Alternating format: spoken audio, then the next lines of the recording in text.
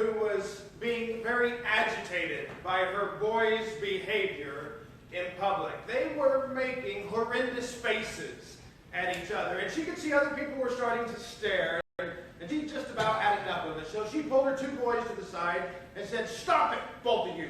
When I was a kid, I was told that if I made faces like that, I would freeze in that ugly position forever." And the two boys looked at their mother, and the younger one said, "Well, Mom, you can't say you weren't warned." This week we continue our series looking into a day in the life of people in the Easter story. What it was like for them to go through their various situations. Last week we looked at Judas and how he was a disillusioned disciple. And today we look at Mary, who is a broken-hearted mother. Now I'm sure Mary's life was consumed with concern for her child. She would have wanted to do what God would want her to do and say what God would want her to say. Mary, although brokenhearted and no doubt perplexed at times by God's unfolding plan, stayed faithful and true and trust in the midst of tragedy.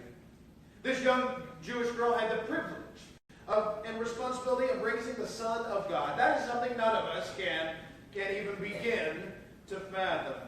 As we look at this day in her life, we're going to see what she experienced and see how it can help us when we experience times of broken hearts as well. The day we'll choose to relive, of course, is the day she watched her son Jesus be crucified. They say just before you die that your life flashes in front of you. And I also would imagine that Mary, the day she witnessed her son die, probably went on a painful journey down memory lane as well. And she probably traveled back and tried to make sense of what led to this moment she was experiencing. And you see, this wasn't the first time Mary had been brokenhearted. She probably recounted the many painful memories that had dotted her life. She probably thought of the announcement that came to her from the angel when she was engaged to be married to Joseph. Their conversations recorded in Luke 1. "You will conceive and give birth to a son, and will name him Jesus. He will be very great and will be called the Son of the Most High. The Lord God will give him the throne of his ancestor David." Mary responded, "I am the Lord's servant. May everything you have said about me come true." And then the angel left her. There's no way in this miraculous moment that this pure, innocent teenage girl could have an inkling of what she was about to experience many years, 3 decades later in her life.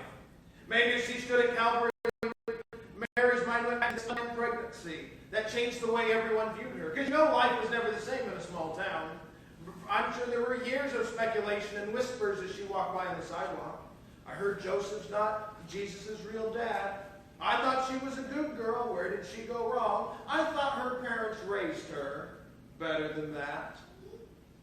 I think every parent says that about their child from time to time. "I thought I raised them better than that." And you know, the reason is children change. Raising children versus raising teenagers are two very different things. Now, I don't have any teenagers yet, but I've been a teenager.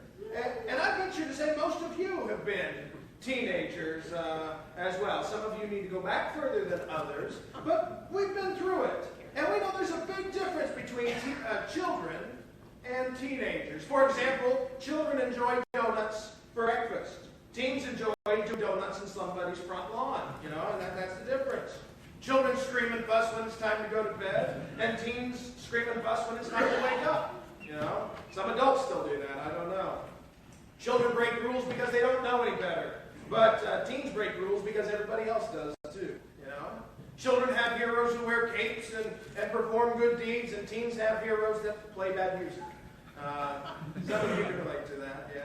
Children are afraid of getting hurt. Teens are invincible. Children gain knowledge by asking many questions, and teens already know everything. We've been there. We know what it's like. Raising kids is tough, and Mary knew that. At the cross, as she stood there watching her son, I wonder if Mary's mind drifted back to the evening of his birth. Humble beginnings for one destined to become the king of the world. And maybe she thought of how she tried to protect his newborn skin against the rough wooden trough known as a manger that she would have to place him in. And so she very carefully, very tightly wrapped him in those swaddling clothes, as the King James Version says, those strips of linen to protect him from possible splinters. Having no idea his body would be laced with them 33 years later. Maybe she recounted the visit from the shepherds that night when they said, hey, an angel appeared to us and said the Christ has been born, and he would be in a manger, and this is obviously him. Maybe she remembered the temple visit when Jesus was only 8 days old. He was to be circumcised as commanded by law. And while there was an old prophet named Simeon who was waiting for God to reveal the Christ, the promised one. And he came up to him and said, this is it. This is the salvation of everyone. But then he added words that he directed right at Mary in Luke 2:35. And a sword will pierce your own soul too. Now, I can't imagine she expected to hear those words when she went to the temple that day. But now on this day, as she watched her son on the cross, as she watched a Roman soldier thrust a spear into his side to prove that he had died, from Mary's perspective, it had come true. From Mary's perspective, it may as well have been her own side. There were many other memories that had probably played in her mind too. To avoid Herod's slaughter of all the boys, her husband and herself and Jesus had made a quick flight to Egypt to get away and spent a significant amount of time living there as a result. Of course, Joseph is absent at the cross. And many people recognize that Joseph doesn't appear much after Jesus' early teen years. So what happened? Did he run away? Was he killed at work? Did he fall terminally ill? The reality is we just don't know. But I'm sure on the day when she could have probably used his presence most, that his absence was an open wound and a continual reminder of the heartbreak she experienced many years earlier. It also didn't help that her other children weren't convinced of who Jesus really was. They doubted him. They didn't think he was who he said he was. You know, my dad told me he was growing up, often heard praise in his home from his mom was, "We don't get along." And I think that's probably how Mary felt. Because in Mark chapter 3, the brothers and sisters say Jesus is out of his mind. Maybe she remembered the day people came up to her and said, "Did you hear what your son was preaching to people? He said, unless you hate your father and mother and brother and sister, you can't be one of my followers." Mary must have been mortified. What did I sign up for when I told the angel I'll be the Lord's servant? She must have been going out of her mind at that point. I raised him better than this. This isn't right. There's no Jerusalem Jerry Springer show. What's going on around here? Now that's just a partial list of what Mary might have remembered the day her son was crucified. But let's also notice what she witnessed that day. She probably had been woken up in the middle of the night saying, "There's a riot, and your son's in the middle of it. They're taking him. They're going to execute him." And she probably threw something on hurriedly, ran out the door, and nothing could prepare her for what she was about to see. A crowd in the same location just days before had gone crazy over him and hailing Jesus as their favorite prophet of all time, their leader and their teacher.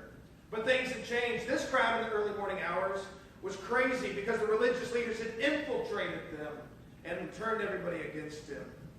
And the agony she must have witnessed as she watched the soldiers punch Jesus in the face, the beating with the staff against his body, the merciless flogging with a cat of nine tails. His body was ravaged long before they ever drove spikes through his hands and feet. Now, in crucifixion terms, what they did is they not only crucified a criminal, but they also made them carry their cross through the longest route in the city to get to the place of the execution. They wanted to add humiliation and pain to the event, but it also served as a warning to every would-be criminal. This isn't going to be over quickly. Every bystander who witnessed a crucifixion understood a very powerful lesson. Crime doesn't pay. I can't imagine what it must have been like for Mary when she followed Jesus up that road. Now, nothing pains a mother or any parent more than to have their child mistreated. I mean, nothing makes them feel worse than when their child suffers. Whether it's a parent at the ER with their toddler, whether it's a daughter who's in an abusive relationship, or a son who's mistreated by a boss at work, anytime a child is mistreated, a parent gets very, very upset. I'll give you two examples of how this happened in my life. I was in 4th grade. Now, we remember things differently than they probably were, so let's keep that in mind. But I recall that I was to perform this paper cutting activity, and I was failing miserably. I wasn't doing very good. And my teacher made a comment to me. She said, well, then maybe you're just stupid. I was in 4th grade, and that hurt. And the whole class froze. Like, what did the teacher just say to me? Now, did she actually say that? Did she say I was acting stupid? Now my mind plays tricks on me. I can't say for sure. But I know as I got picked up from school that day, my mom asked how I was school. I said it was fine, except my teacher called me stupid. We went back to visit the teacher that day, and Mom let her know that there was one stupid person in the class, and it wasn't me. And now Mom was biased. Let me be fair. Mom was biased. But she let her know that that was not acceptable behavior. And the rest of the semester was a rather uncomfortable experience. But I never got called stupid again. Parents don't like it when their kids are mistreated. Second, true story, very true story. I was asked to speak at a particular event, and I was glad to do it. And after I was done, my parents, they came to watch me speak. After it was over, we were mingling with the people, and we kind of got separated. And a lady came up to my mom and began talking to her and began complaining about me. And giving a lot of accusations, complaining about me. And finally the lady said, I don't recognize you. Who are you? My mom said, well, I happen to be Mark's mother. And she said, oh, you should have told me that. I shouldn't be saying these things. My mom said, that's right. You shouldn't be saying these things. And then she punched her in the face. That last part's not true. But everything else is. I mean, that story actually happened. I'm like, oh my goodness, I can't believe this. And, you don't mistreat someone else's child. And that's just, whether your child's right or wrong, parents don't like it when their kids are mistreated. And I wonder if Mary felt that way as she stood at Calvary watching her son. Now, if you're a parent, then you know she felt that way. And so we're going to watch a scene from the Passion of the Christ. And it's a time that Jesus is just about to start carrying his cross through the city and begin to walk up to Calvary. And it might give some insight to us how Mary, as a broken-hearted mother, was coping with the situation. So let's watch this video again.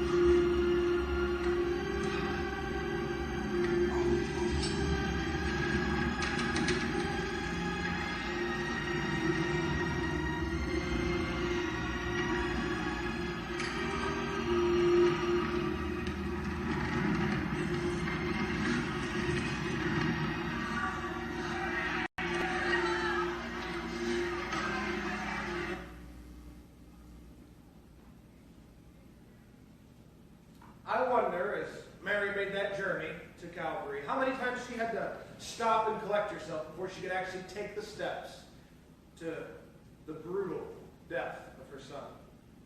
The cross must have been the crowning blow of heartache in her life. The loss of Joseph, the disbelief of her own kids, the the difficult statements her son preached, none of that could amount to the amount of heartache she was experiencing that day. There's a Jewish historian who records that when Mary finally arrived to Calvary and she observed her son on the cross and the two criminals, she asked the question, "Which one is my son?" Evidently beaten beyond recognition, she couldn't tell which one he was anymore. This foretold what Isaiah would say in 52, verse 14. There were many who were appalled at him. His appearance was beyond man, and his form marred beyond human likeness. But it wasn't just what Mary saw that day, it was also what she heard. The same Jerusalem that echoed with the phrase, "Hosanna to the Lord, Hosanna to God in the highest." Those same people, those same walls now reverberated with the cry, "Crucify him! Crucify him!" She heard the disciple John report that all the other disciples had run for their lives. Judas had betrayed him, and even Simon Peter denied he knew Jesus. Her life was caving in. Perhaps in her mind, the voice of the angel, years before, saying to his kingdom there will be no end, it must have seemed like a lie, especially as the crucifixion completed. When that Roman soldier thrust the spear into his side, confirming what she already knew, it must have been painfully clear that Simeon's prediction had also come true. A sword will pierce your own soul. What Mary remembered and what she witnessed ripped her heart out. But Mary was an unusual woman in how she handled dealing with a broken heart. She stayed by Jesus' side. Now, many of his disciples deserted him, and his brothers thought he was crazy, but Mary stayed with him. In fact, she assisted with the burial. She watched where Joseph of Arimathea would have him buried so she could assist in the process. We all suffer broken hearts throughout life. And it starts at a young age. Did anybody have a kindergarten girlfriend or boyfriend? Did anybody have that? Anybody have that? Really? Am I the only one? You're lying. You are in church and you're lying. I know it. I know. True story. When I was in kindergarten, Katie Golden invited me and the entire class to her birthday party on their family's pontoon boat. And I was excited to go because she was going to be my girlfriend. My date to her birthday party was so excited. And we showed up. I was the only boy that showed up to that party. So me and 13 little girls are on this houseboat, or this pontoon boat. It was a very uncomfortable experience for me. And we were serious, for a couple weeks. And then she left me for a second grader, and which happens. Oh, heartache, I can still feel it. No. But we all know that type of heartache is mine. And there are those cute little dating relationships in grade school. Junior high gets a little bit more serious because maybe you're allowed to go to the movies, or you're allowed to go to school dances, or so you get a little bit more, maybe one-on-one time with somebody that you're interested in. But then when you hit college, I mean, that's when some real heartache can begin to be addressed. Because your degree that you were trying to achieve, it's taking longer than you were anticipating. And to get that degree, you had to take some classes that were actually rather boring. And then you have to take a job in the evening, and you're not getting to go to all the parties that you thought you would. And life becomes very burdensome for you in that season. But then you graduate, and you can't find a job in your field of study. You have a massive student loan, you get married, have kids, and all these have their own challenges. You have a spouse that is moody, rebellious children. I've never had any of those. But you have work that is laying people off, and you wonder if you're going to be next. And it can be very scary. Each day is a heavy burden. But finally the kids are raised and marriage is steady. The golden years arrive. But you find that the gold has some tarnish to it. Because maybe there wasn't as much money in that 401k as you thought. And you're not going to get to travel as often as you thought. And your health problems are rising, and they don't seem to be going away. The aches and pains are increasing. The grandkids need a sitter. And instead of going to Florida, you have to travel to the hospital. And then it gets worse, and many of you here have gone through it. Your spouse loses that battle to cancer or to a disease. And now you have to walk through the golden years alone. And you find the golden years aren't for wimps at all. I don't care if you're 9 or 90. Life deals you heartaches. And it's difficult for a kindergartner losing his girlfriend. But it's much more difficult for a marriage of 50 years to come to separation because of a disease. Any stage of life can produce a broken heart. I don't care how old how old you are that are here today, or how old anybody is listening online, you can have a broken heart. But Mary testifies to us what to do when our hearts are broken. It begins with this. Even the brokenhearted can be faithful and obedient. Even the brokenhearted can be faithful and obedient. We may have unanswered questions. We may not approve of lifestyle choices of family members. We may not understand why someone has that rare disease. But we can still trust. We can still be faithful. And we can still be obedient. And Mary did. We know that because of what happened after Jesus conquered the grave. Jesus spends nearly 6 weeks appearing to people that were close to him, revealing himself to them that he really is alive. And then he says, I want you to wait and pray until the Spirit comes upon you in power.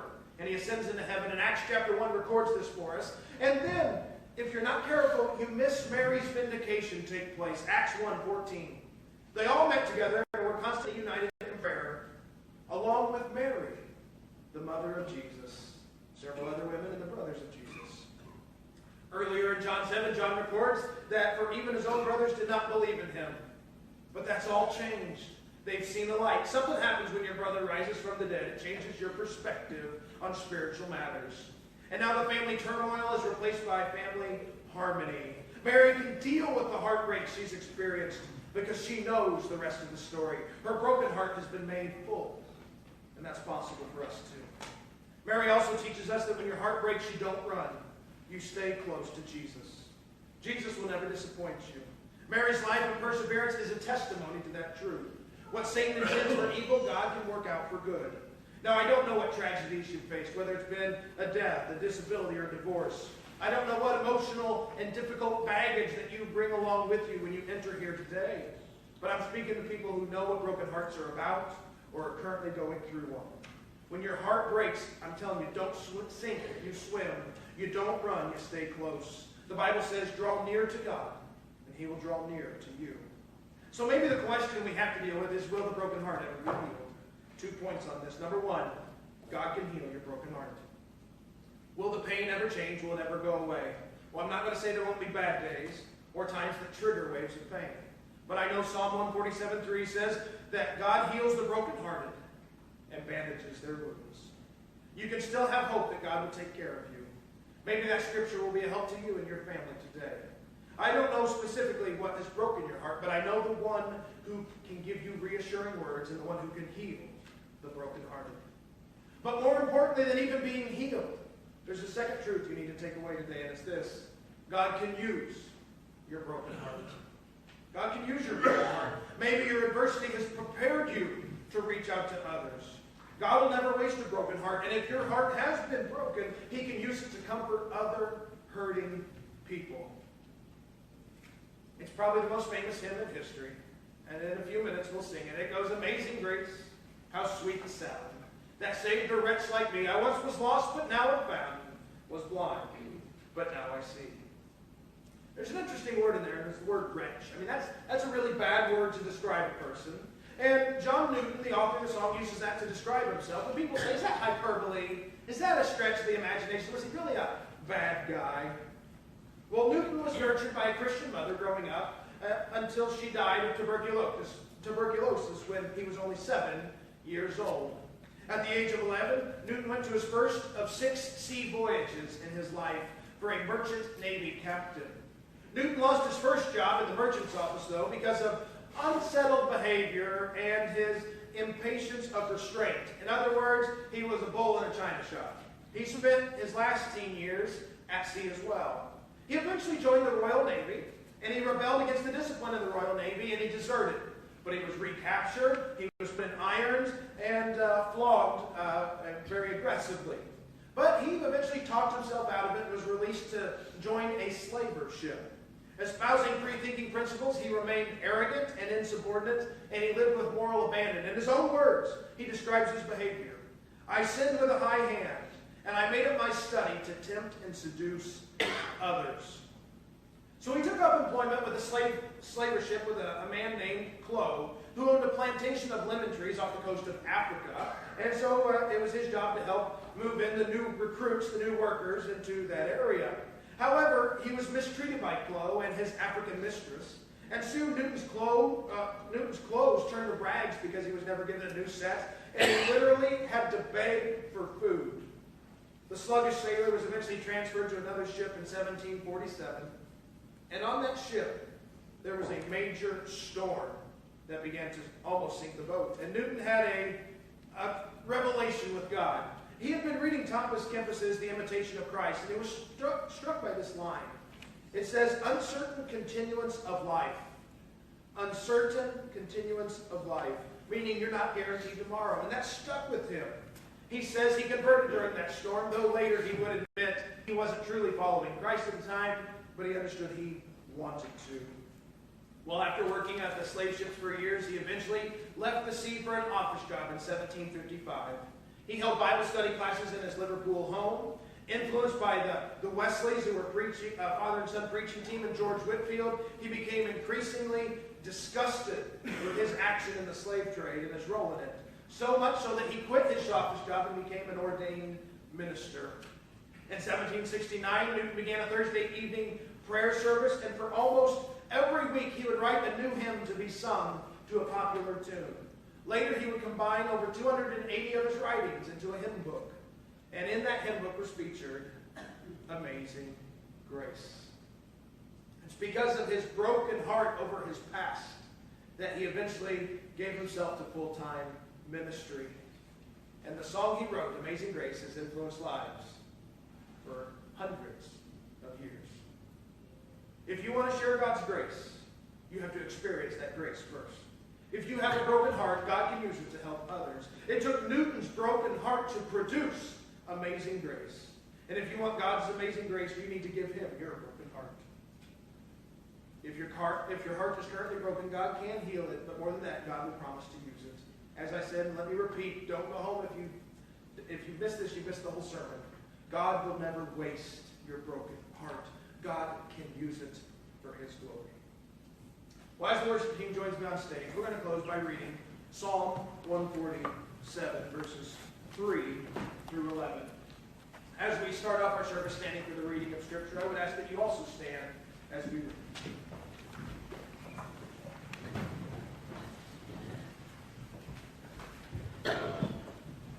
He heals the brokenhearted and bandages their wounds. He counts the stars and calls them all by name. How great is our Lord! His power is absolute. His understanding is beyond comprehension. The Lord supports the humble, but he brings the wicked down into the dust. Sing out your thanks to the Lord. Sing praises to our God with a harp. He covers the heavens with clouds and provides rain for the earth and makes the grass grow in mountain pastures. He gives food to the wild animals and feeds the young ravens when they cry. He takes no pleasure in the strength of a horse or in human might. No, the Lord's delight is in those who fear him, those who put their hope in his unfailing love. Now, if you'll look, there's two key verses in that passage. It's verse 3 and it's verse 11. He heals the brokenhearted and bandages their wounds. And God's delight is in those who put their hope in his unfailing love. This morning, if you need to have your broken heart healed, and you need to put your hope in God's true place, it's in his Son Jesus. And then you'll experience what unfailing love is all about. Make that decision by meeting me down front as we sing.